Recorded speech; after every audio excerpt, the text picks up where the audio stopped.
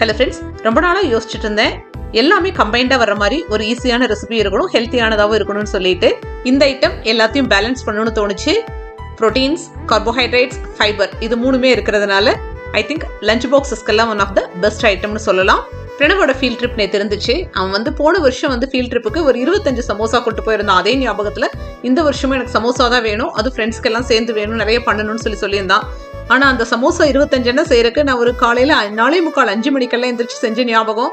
அதனால நான் சொன்னேன், ப்ளீஸ் வேற ஏதாவது ஆப்ஷன் கொடு, என்னால் சமோசாலாம் செய்ய முடியாது அவ்வளோ குயிக்காக எந்திரிச்சுன்னு சொல்லிட்டு. சமோசா மட்டும் செய்கிற மாதிரி இருந்தால் கூட தெரியாது, எகெயின் அவனோட பிரேக்ஃபாஸ்ட்டுக்கும் நான் ஏதாவது செஞ்சாக்கணும்.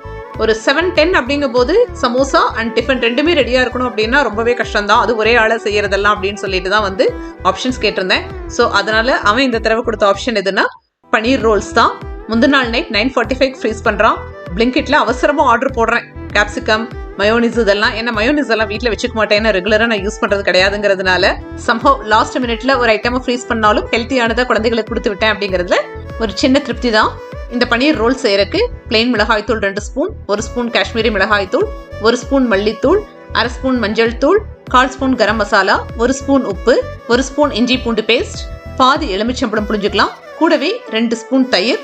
இந்த பொருட்களை எல்லாம் நல்லா மிக்ஸ் பண்ணி வச்சுட்டு 1/2 கிலோ பனீரை சின்ன சின்ன கியூப்ஸா போட்டு வச்சிருக்கேன். அதையும் இதுல சேர்த்து ஒரு 15 நிமிஷம் மேரினேட் பண்ணி வச்சிடலாம். இந்த மேரினேட் ஆகிற டைம்குள்ள சப்பாத்தி மாவுல பரோட்டா ஃபோல்டிங் போட்டு ரவுண்டா சப்பாத்தி உருட்டி வச்சிடலாம். யூஸ்வலா கடைகளில் கிடைக்கிற இந்த பனீர் ரோல்ஸ் எல்லாம் மைதா மாவுல செஞ்ச பேஸா இருக்கும். நான் யூஸ்வலா சப்பாத்திக்கு பிணையிற கோதுமை மாவு இருக்கு இல்லையா, அதுல தான் செஞ்சிருக்கேன்.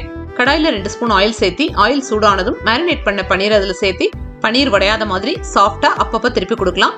ஒரு 7 to 8 மினிட்ஸ் பனீரை அப்பப்ப திருப்பி கொடுத்து குக் பண்ணதுக்கு அப்புறம் 3 கலர்லயும் கேப்சிகம் நேற்று கிடைச்சது. எல்லோ, கிரீன், ரெட் அப்படின்னு சொல்லிட்டு அதுல பாதி கேப்சிகம் மட்டும்தான் இந்த டிஷ்க்கு எடுத்துக்கிட்டேன்.